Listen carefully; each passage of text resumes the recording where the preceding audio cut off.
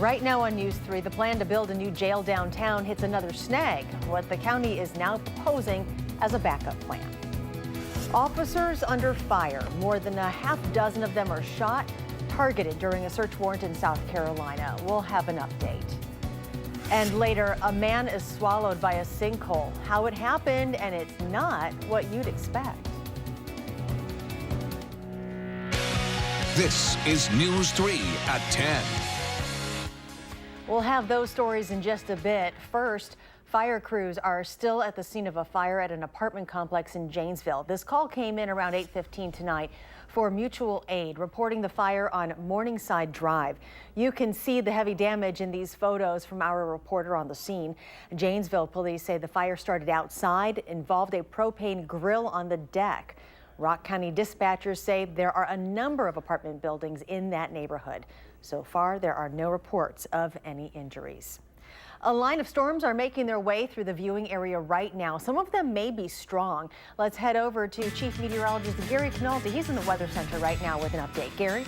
Charlotte, we're continuing to watch that line of thunderstorms as it sweeps through areas west of Madison. In fact, a live view from the Queen Bee Radio Skycam in Platteville showing quite a bit of lightning and some of the heavy rain that has been falling through the area. Platteville has been getting some heavy rain just over the last hour or so, and you can see on high-resolution Doppler radar those storms heading through southern Grant County. Now, there is a severe thunderstorm warning just south of Grant County for parts of Dubuque and Joe Davies counties. That storm moving almost directly to the east, and you can see this line of storms just to the west of Madison now, extending down to around Platteville, and then continuing off toward the east. The future Doppler track shows these storms racing off to the east so that by midnight or 1 o'clock in the morning, they're almost going to be completely out of the state of Wisconsin. Low temperatures this morning started out in the middle 50s. We got a mild start to the day. Our high temperature of 84 is just 1 degree away from a record high temperature. Milwaukee did tie a record at 86 degrees. Current temperatures are still as warm as 80 in Madison, but where the rain has started or moved through, temperatures have dropped into the 60s. Dew point temperatures still pretty high, but those dew points drop off pretty rapidly behind the cold front that'll clear out the skies, and you can see that shift in the winds from southerly and southwesterly to a northwesterly direction around Platteville and Lone Rock and areas to the west. By tomorrow morning, we're going to see skies clear out, but temperatures will be in the middle 40s. Look for sunny skies tomorrow, but it'll be about 30 degrees cooler with a high temperature of 56. That's your first alert forecast. Thank you, Gary. Darlington schools are slated to reopen tomorrow after closing today due to the flooding. Several roads, including the Main Street Bridge, were also closed. Authorities say the National Weather Service predicted the Pecatonica River to crest at about 14 feet, but it reached 15.8 feet today. The county is moving on to Plan B after learning their hopes to build a consolidated jail on top of the public safety building is not feasible. Amy Reed joins us live from where they hope to start again. Amy? Yeah, this is behind the public safety building on the Lake Monona side. The engineering firm in charge of this wants to start building in this parking lot up 7 stories to hopefully fit everything that the county wants. Still, they said this is kind of frustrating because until this, there was no reason to believe building up there was going to be a problem. And the beams shown in red are those elements that have structural issues. The engineering firm delivered the news today to the public. A plan to build on top of the public safety building will not work. It's frustrating, mainly because everybody knew and believed for 24 years that this building was able to be added onto. Blueprints from 1992, when the building was first designed, showed plans to add on in the future or maybe even during initial construction. There were elevator shafts crafted to bring people up, and you can see outside on the roof the internal columns come all the way through so they can be built on top of more easily. But Mead and Hunt, the engineering firm, said something changed between design and construction, so the base of the building couldn't support the extra stories. This was a bump in the road, certainly a big bump, but I think they all want to move forward in providing a space as soon as possible.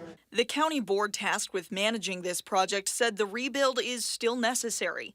Right now, inmates are held in 3 different locations, and they said the cells on top of the city-county building are unsafe. All you have to do is go up to the 6th and 7th floor and take a tour, and you can see what the problem is.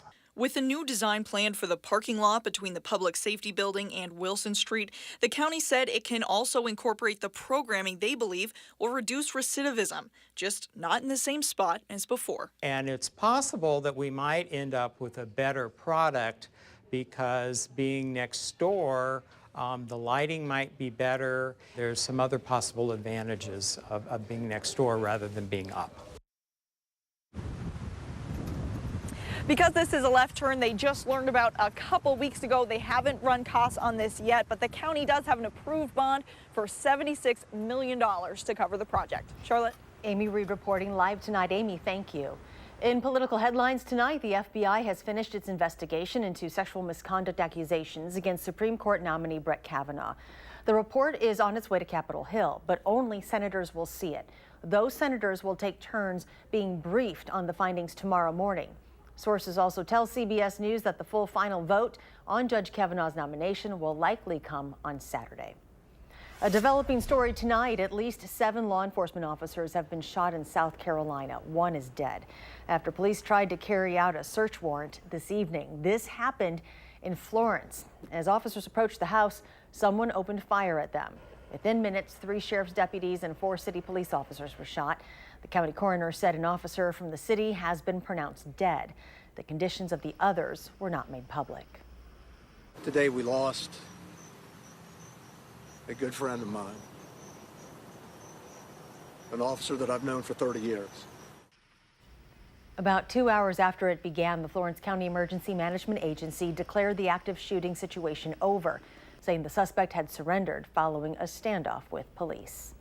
A Madison man and teenager have been charged after a shooting last week near La Follette High School. 16-year-old student was shot. According to a criminal complaint, 17-year-old Jamie Hayes and 21-year-old Dwan Briggs are facing first-degree attempted intentional homicide and first-degree recklessly endangering safety charges. Last Wednesday, witnesses reported a fight between several young men at the corner of Linda Vista Road and Turner Avenue. Police say Briggs brought a gun to the fight. Both men remain in jail on $50,000 cash bonds. The Beloit man accused of beating the mother of his child with a hammer and stabbing her says he blacked out during the attack. According to a criminal complaint, Jonathan Castro, who made his first appearance in court today, confessed to police that he stabbed the victim and hit her with a hammer multiple times. The complaint says the two broke up several months ago, but the two still live together with their baby. He is facing several charges, including first-degree attempted homicide. He was given a $100,000 cash bond and is slated to be back in court next Tuesday. A man is expected to be okay after falling into a sinkhole in Montfort, but it didn't come without a terrifying experience. Our Jamie Perez shows us what this man went through, and it's not what you would expect.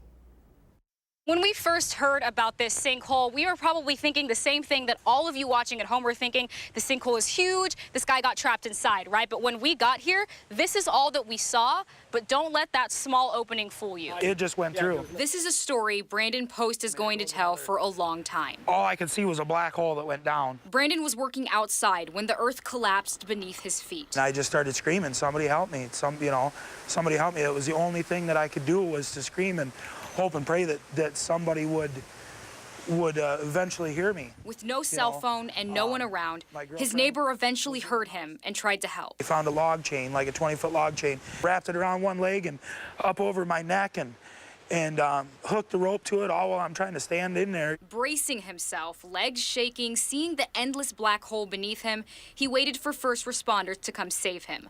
A couple minutes, but to Brandon, it felt like hours. Stuff was still falling on me, and it was just, I couldn't move because I was afraid everything would just collapse and I'd go down even further. He couldn't believe it.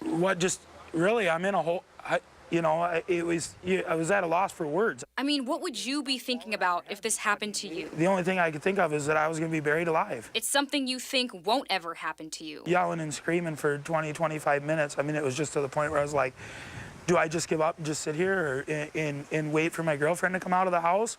Or do I keep screaming? And my voice was so hoarse, I couldn't hardly scream. I couldn't breathe. Petrifying 30 minutes. It was horrible. It was, It's emotional for him to even look at it. To an outsider, it's so deceiving. I wish somebody could get a camera down there and actually realize how big it was. So I did. The tape measure this camera is attached to wouldn't reach the bottom. We couldn't even see the bottom. I won't go out there. I won't step foot off the cement. Scared to even go in his own backyard, fearing the ground will collapse around it. The only thing I'm worried about is getting it dug up and getting it filled in before something else happens. Until he can get this fixed, he's just happy he lived to tell the tale. It's something I'll never forget about, but I'm thankful to be alive, that's for sure. In Montfort, Jamie Perez, WISC News 3. Brandon and his family wanted to give a special thanks to the first responders and neighbors who came to the rescue. He says things could have been much worse had they not saved him when they did. A GoFundMe page has been set up to help the family pay to fix that hole. A link to that can be found on our website, channel3000.com. Still ahead tonight, your updated forecast with the latest on tonight's storms. But first, Mayor Soglin introduces his proposed 2019 operating budget, how it could affect your taxes. Next.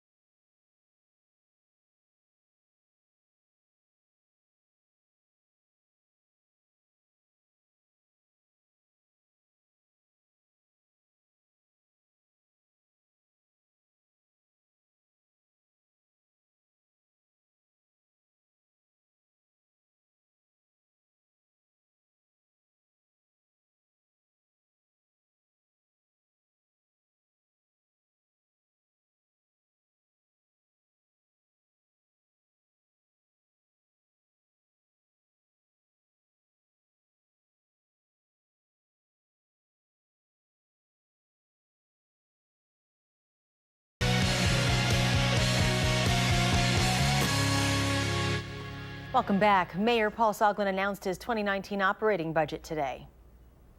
It focuses on economic mobility for Madison residents, dealing with the challenges we have in regards to disparity, and making sure that our economy includes as many Madison residents as possible.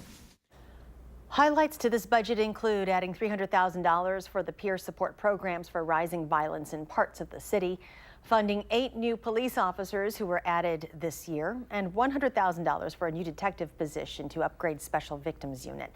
Mayor Soglin says city expenditures are expected to grow about 5.5%, funded in part by 4.7% increase in property tax levy. Old Brick Botanical Gardens is kicking off a new mini bond program to help raise money for some big improvements. This program hasn't been tried since the 1970s. These bonds, which will be sold in denominations of $500, will be available on a first-come, first-served basis from now through Tuesday. The bonds are 10-year notes, at which time people can cash them in and collect interest. The money will go toward building a new learning center and an energy-efficient greenhouse.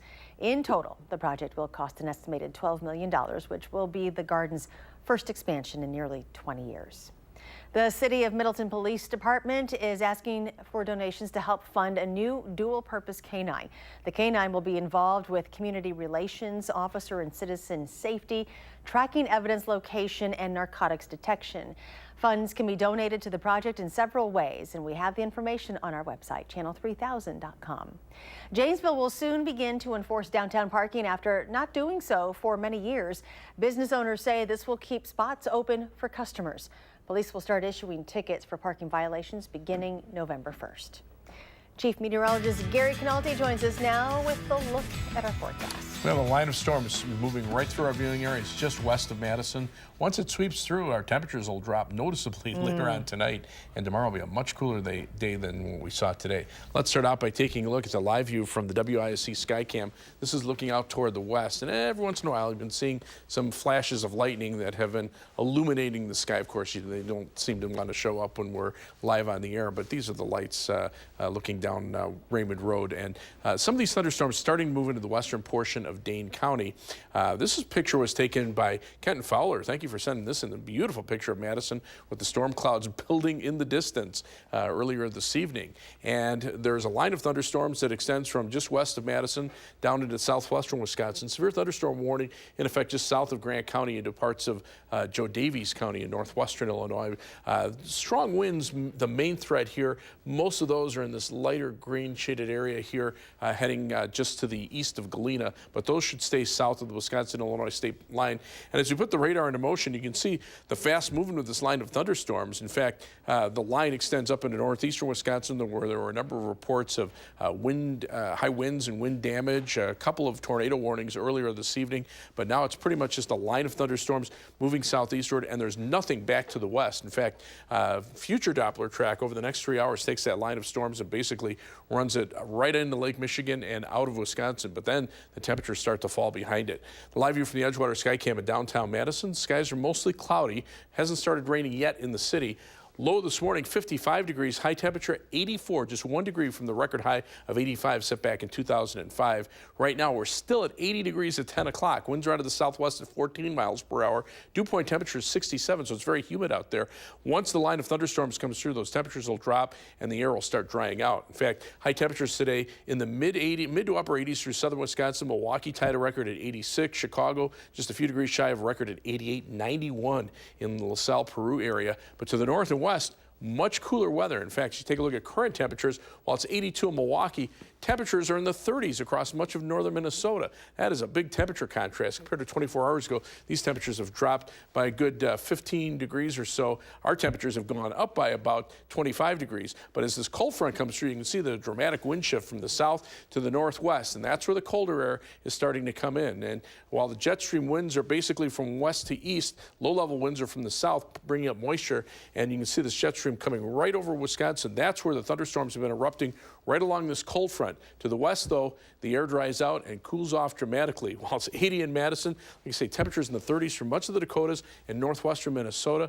Will probably be about between 15 and 30 degrees cooler over parts of our viewing area tomorrow. Those dew points in the 60s will drop off also, and that will lead to cooler nights. So overnight, look for a low of 46, any showers and storms ending, then turning partly cloudy, breezy, and cooler. Tomorrow's high temperature, 56 degrees, even though it'll be mostly sunny. As you take a look at future track, those storms race on out of here. By tomorrow morning, we're in the mid-40s. Lots of sunshine tomorrow with highs in the mid-50s. Tomorrow night, clouds move in, some showers, thunderstorms by early on Friday morning. Then those head out, but we'll see more showers and storms popping up later in the day. Highs only in the mid-50s. Rainfall amounts through Saturday morning could be looking at least south of Madison, somewhere in the 1 to 2 inch range with some locally heavier amounts. To the north, not quite as much. But as we look at the 7 to 10 day forecast, you'll see the reason why. We see off and on rain and thunderstorm chances all the way through the weekend and through much of next week. Temperatures cool for the weekend, warming up early next week, and then cooling down toward the end of the week. But that's a wet forecast, too. All right, back to layers tomorrow. I think so. Thank you. The Brewers are hoping there is a home field advantage in the National League Championship Series. That story coming up in sports.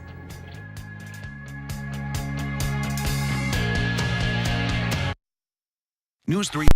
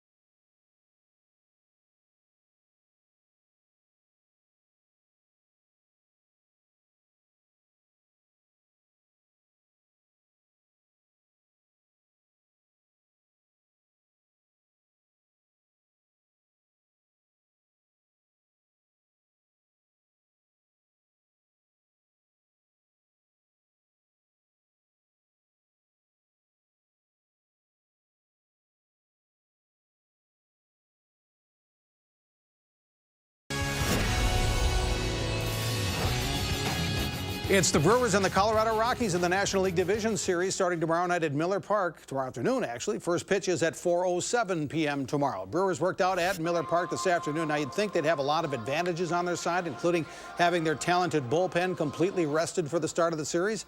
And that home field advantage won't hurt either. For us to have, potentially home field throughout the, National League side of the playoffs is huge for us. And to get to kick it off tomorrow here in Miller Park is really exciting. And like you said, the team feeds off that, we feed off that, and it's an unbelievable atmosphere. Like I said, we've been battling all year long. So we're out of it. back a few games, in September, and we found a way to, win the division. So that just speaks for itself. And, we believe in ourselves, trust in ourselves, and I think we can go out there and make a good run. There's a lot going on in Milwaukee these days. In addition to the Brewers, the Bucks play their first game in their new $500 million home Fiserv Forum. The Bucks and Chicago Bulls open the preseason tonight. The first player to make a field goal in the new building, it's the new Bull, Jabari Parker, who was with the Bucks for the first 4 years of his NBA career. First Bucks field goal, a thunderous dunk by the newest Bunk, Brook Lopez. The Bucks christened the new arena with a 116-82 win over the Bulls at Fiserv Forum. As the Packers get ready for a road game at Detroit Sunday, it's probably time to move on from the perceived rift between Mike McCarthy and Aaron Rodgers. The two alpha males appear to be okay with things again. The bottom line, the Packers want to be more productive on offense, especially on the scoreboard. We got to find ways to be more efficient on offense. Although, like I said, Sunday afternoon, the numbers might have looked good, 420 yards, 50% plus on third down. The execution wasn't where it needs to be. And, I'm always going to hold myself and this offense to a higher standard. I got to play better, and we got to play better. The Prep Mania High School football game of the week Friday night. Stoughton and Monona Grove were live on the TVW Channel 14 and live streaming on channel3000.com Friday night at 7. The 6th-ranked volleyball team for the Badgers plays at 7th-ranked Illinois tonight. Wisconsin drops the first set, but then rallies in the second. Great defense. Madison Duello, Tiana Williams combining on the block. Badgers even the match, and they keep the momentum going after that. Dana Retke's always going to be in the middle of all that, and she is here. Badgers have just won it in 4 sets at Illinois. Wisconsin at Iowa Saturday. WIA Division I girls golf sectional at Reedsburg. Wanakee and Middleton tie for the title, so they'll both send their teams to state. Stoughton sophomore Kaylee Kotlowski had the low score with 73. And in Lake Geneva, Milton returns to state, winning the sectional over the host school Badger. And it's opening night in the National Hockey League, and the Washington Capitals raised their Stanley Cup championship banner to the rafters before their game with the Boston Bruins. The Capitals won their first ever Stanley Cup last June, defeating the Vegas Golden Knights. And we'll be right back.